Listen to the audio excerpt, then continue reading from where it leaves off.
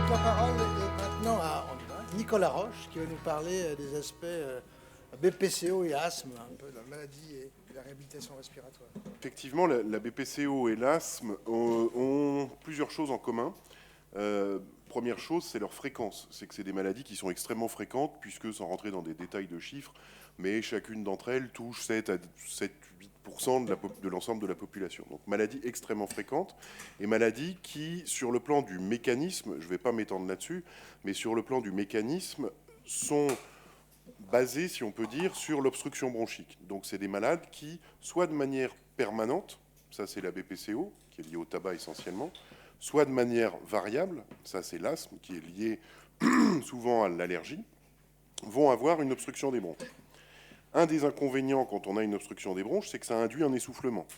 À partir de cet essoufflement, il a des mécanismes, notamment un qui est que les poumons ont du mal à se vider, donc ils sont un peu trop gonflés.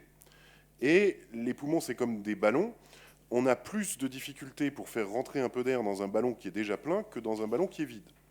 Et donc les malades vont avoir, à cause de ce surgonflement, on appelle ça la distension des poumons, vont avoir du mal à aspirer l'air, ça va leur demander un effort supplémentaire.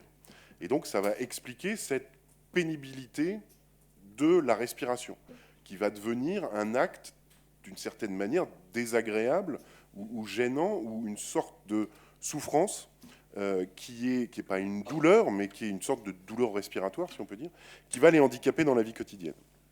Et donc, cette conséquence, qui est le handicap, va se manifester de manière différente selon qu'on est asthmatique, une fois de plus, maladie plutôt variable la plupart du temps, ou BPCO, maladie plutôt permanente, voire progressive, qui s'aggrave tout doucement.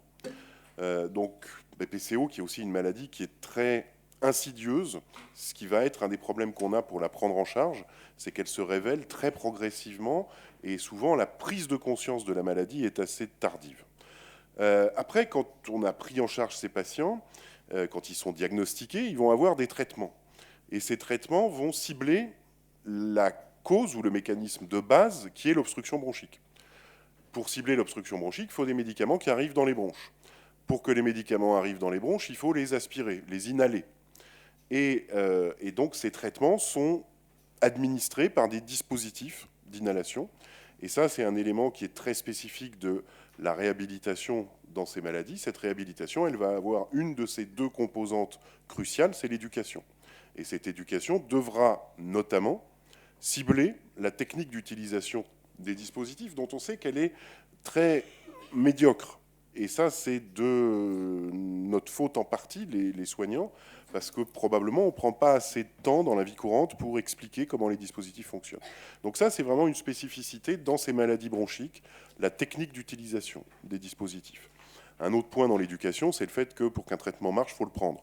Donc il y a besoin de l'observance, on en reparlera certainement, mais il y a besoin que les patients soient convaincus que le traitement est utile et qu'il faut le prendre. Donc ça, c'est un autre axe qui est pas spécifique des maladies respiratoires, mais qui est particulièrement important en rapport avec la prise des traitements. Et puis après, finalement, l'approche autre, la deuxième composante de la réhabilitation, qui est l'exercice physique, ça, c'est pas spécifique réellement de l'asthme ou de la BPCO, c'est un élément commun de la réhabilitation de tout malade, dans la mesure où il va falloir retrouver une vie sociale, une vie familiale à peu près gratifiante. Et pour ça, le meilleur moyen, ça va être de réentraîner l'ensemble de l'organisme, les muscles notamment, pour être capable d'assumer une activité physique quotidienne avec toutes les difficultés qui vont être évoquées pour essayer de maintenir le bénéfice. Bon, après, il y a d'autres éléments qui peuvent être un peu spécifiques. On sait qu'il y a une association, par exemple, entre la surcharge pondérale et la sévérité de l'asthme. On sait que les malades BPCO qui maigrissent ont un moins bon pronostic. Ceux qui grossissent trop vont avoir plus de difficultés pour respirer. Donc, une des autres composantes de la réhabilitation, ça va être d'essayer de ramener ces malades le plus possible vers leur poids idéal, sans leur faire perdre de muscle, bien sûr. Donc, c'est aussi quelque chose d'important.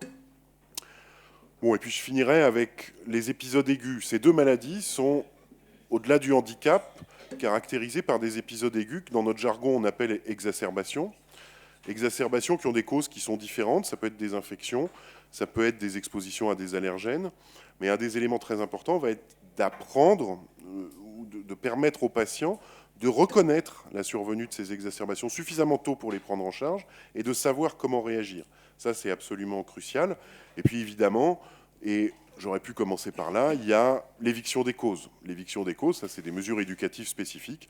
Dans un cas, le tabac, ou parfois des expositions professionnelles. Dans un autre cas, les allergènes. Et là aussi, ça fait partie de l'éducation, d'apprendre aux patients à éviter, essayer de l'aider, c'est pas de lui apprendre, mais de l'aider à arrêter de fumer, et puis à reconnaître les situations qui sont un peu à risque dans son environnement. Donc je vais m'arrêter là pour l'asthme et la BPCO. Je pourrais tenir la journée, mais il faut laisser la place au reste des discussions. Merci beaucoup, Nicolas. Dominique, un mot sur la pathologie interstitielle. Alors, merci beaucoup, Bruno. La fibrose pulmonaire idiopathique, c'est une maladie qui est beaucoup moins fréquente que la BPCO, mais qui touche plusieurs milliers de personnes. C'est une maladie très grave, avec une réduction très importante de l'espérance de vie. Elle est multifactorielle, et dedans, les facteurs principaux, c'est l'âge, après 60 ans. Je ne peux pas rentrer dans les détails du mécanisme, pourquoi c'est lié à l'âge. Donc le tabac, probablement des facteurs environnementaux, probablement aussi la pollution, ça a été démontré, qui n'est peut-être pas la cause, mais qui joue un rôle probable sur la mortalité. Ça c'est très fortement suggéré par une très belle étude française d'ailleurs. Du point de vue traitement, le seul traitement qui peut guérir la fibrose idiopathique, c'est la transplantation pulmonaire, qui ne peut concerner à un certain stade évolutif que 10% des gens. Sinon, il y a des médicaments, mais ces médicaments, en l'état actuel, ils ralentissent la maladie de moitié. J'en arrive à la réhabilitation. La réhabilitation a fait la preuve de son efficacité dans au moins 2 études contrôlées. Et cette efficacité, elle se manifeste sur un critère majeur qui est la qualité de vie des patients, et sur un autre important aussi pour eux, qui est le parcours au test des 6 minutes. C'est-à-dire, finalement, ils ont plus d'autonomie. L'efficacité de ce traitement, elle peut se poursuivre jusqu'à 6 mois, à condition qu'il y ait, à la suite du programme de réhabilitation, un entretien des patients. Ça, c'est crucial. Alors, pourquoi ces 6 mois et pas plus ? Eh bien, c'est parce que, malheureusement, la maladie, elle progresse. Et donc, ça apporte malgré tout un bénéfice supplémentaire, mais ça ne règle pas tous les problèmes. Dans les dernières recommandations françaises qui remontent à 2017, il est proposé de faire rentrer les patients dans des programmes de réhabilitation. Alors, il y a une interrogation, est-ce qu'il faut la débuter très tôt ? Est-ce que c'est plutôt pour des maladies plus avancées ? Là, il y a autant de papiers pour l'un que pour l'autre. Donc, on ne sait pas quel est le meilleur moment. Mais en tout cas, il faut le faire. Je voudrais ajouter aussi le fait qu'il y a eu des études au-delà de la fibrose pulmonaire idiopathique, qui est la plus sévère de toutes les pneumopathies dites interstitielles. Alors, j'aurais dû expliquer ce que c'est.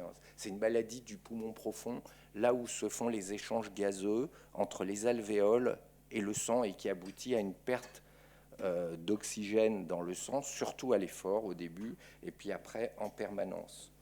Donc, il y a d'autres pneumopathies interstitielles qui peuvent évoluer aussi vers la fibrose, et certaines études montrent qu'en prenant ensemble les pneumopathies interstitielles, parce qu'on ne peut pas les séparer comme ça, eh bien, la réhabilitation est également efficace. Donc, ça ne concerne pas que la fibrose idiopathique.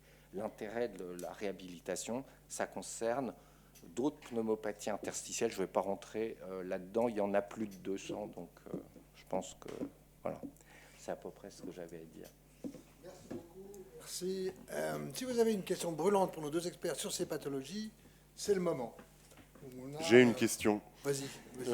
Non, en fait, c'est pour Dominique, peut-être. Non. En fait, j'en profite pour rajouter un petit point que j'ai oublié dans mon souci de ne pas dépasser mon temps de parole, qui est que ces malades, d'ailleurs je pense que c'est vrai aussi pour ceux de Dominique, ont des comorbidités très souvent. et que, alors, à peu près, ça dépend des études, mais enfin à peu près les 2 tiers, par exemple, des BPCO ont une autre maladie chronique. Cardiovasculaire, le plus souvent, dans le cas de la BPCO, mais ça peut être la dépression, puisqu'il y a un impact énorme sur le moral. L'asthme, ils ont des comorbidités aussi allergiques. Et donc, tout ça pour insister sur le fait que dans un cas comme dans l'autre, et probablement aussi pour le troisième, la réhabilitation, c'est quelque chose qui offre une prise en charge globale, et ça, c'est vraiment quelque chose de très important. Alors justement, tout à fait, c'est encore particulièrement vrai pour la fibrose idiopathique, où dans plus de 60% des cas, il y a en plus un syndrome d'apnée obstructive du sommeil qui est difficile à diagnostiquer et donc on doit y penser. La plupart des patients en France, comme aux États-Unis, ont une surcharge pondérale et ou sont obèses. Il y en a près de 20% qui sont diabétiques. Il y en a au moins 10% qui ont une maladie coronarienne significative. Enfin, quand j'entends significative, c'est soit qu'ils ont fait un infarctus, soit qu'ils ont eu un pontage ou un stent, etc. Effectivement, il doit y avoir une prise en charge d'une maladie globale avec probablement, et malheureusement ça c'est encore mal connu, le développement à partir d'un certain stade d'une sarcopénie, c'est-à-dire d'une perte musculaire dont le mécanisme n'est pas très clair, puisqu'il arrive avant qu'il y ait vraiment une insuffisance métabolique en fait, liée au manque d'oxygène. Merci. Oui, Marie, une question. Qui fait la prise en charge de la maladie globale? Pivot, le pivot de la prise en charge. Au pivot. Tout le monde. La prise en charge doit être, alors ça on va sûrement en reparler beaucoup, mais la prise en charge doit être multidisciplinaire dans la réhabilitation, multidisciplinaire, multiprofessionnelle. Alors après, il faut toujours qu'il y ait quelqu'un qui coordonne la réhabilitation, de même qu'il faut qu'il y ait quelqu'un qui coordonne la prise en charge du patient, qui est son médecin traitant, théoriquement. Alors après, bien sûr, les spécialistes divers et variés vont intervenir, les pneumologues, là je parle pour ce que je connais, vont intervenir aussi et ont pour rôle d'être conscients du fait que la prise en charge doit être globale et d'interagir avec le médecin traitant qui lui-même interagira avec d'autres spécialistes si nécessaire, que ce soit des spécialistes médecins ou paramédicaux selon les besoins. Le point très important de ce point de vue-là, c'est d'avoir une coordination, c'est-à-dire qu'il ne faut pas que ça parte dans tous les sens, comme on le voit parfois, parce que parfois c'est plus compliqué que ce qu'on voudrait, mais il faut vraiment une coordination et ça c'est le rôle avant tout du médecin traitant. Est-ce qu'il y a d'autres questions ? Je voulais juste insister, moi, sur un symptôme qui réunit l'ensemble des maladies respiratoires, qui est la dyspnée ou l'essoufflement. Tu as évoqué la souffrance, c'est une douleur. L'essoufflement est une douleur, ça emprunte les mêmes circuits neurophysiologiques, neuropathologiques que la douleur, et c'est important de la considérer comme telle. Donc on en reparlera aussi au cours de cette matinée.